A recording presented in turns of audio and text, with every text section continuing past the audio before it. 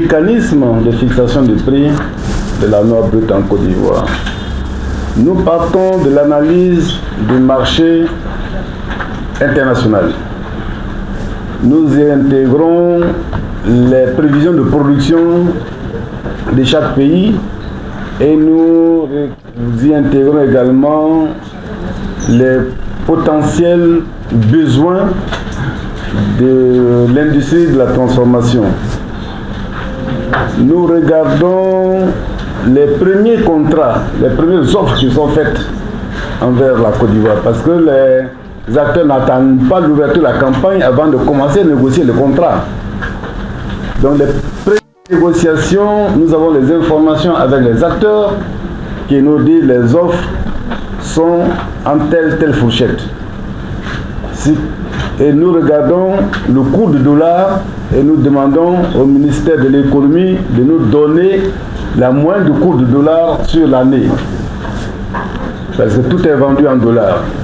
Donc l'ensemble de ces informations amassées nous permet donc de savoir que les offres, par exemple, pour cette campagne envers la Côte d'Ivoire, aussi entre 1200 et 1350 dollars la tonne, ce qui nous permet de prendre une moyenne.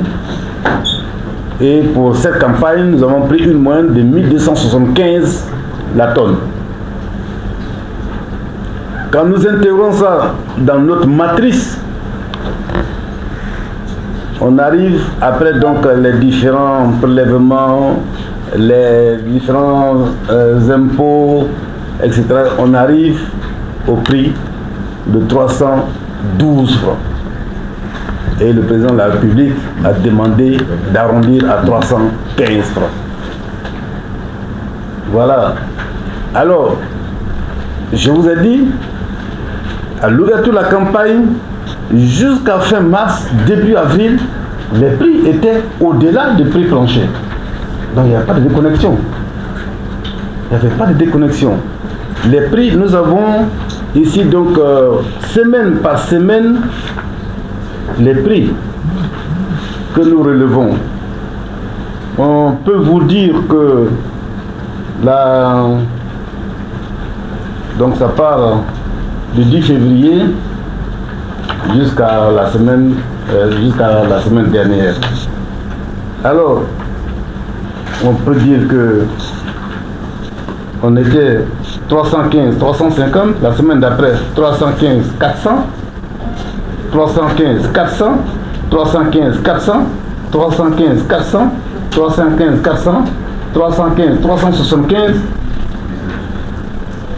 315, 375, 300, 350, ça c'était au 7 avril. Et c'est là que les problèmes ont commencé.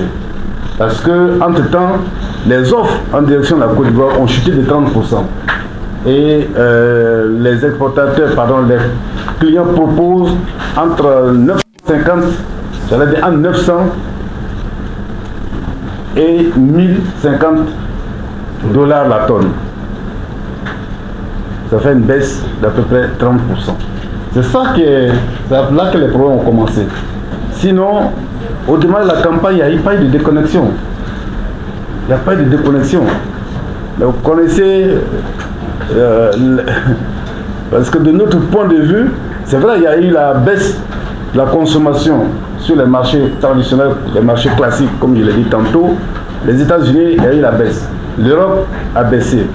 Mais nous avons des marchés émergents. La Chine, qui a permis donc de maintenir la consommation à un niveau, c'est-à-dire acceptable.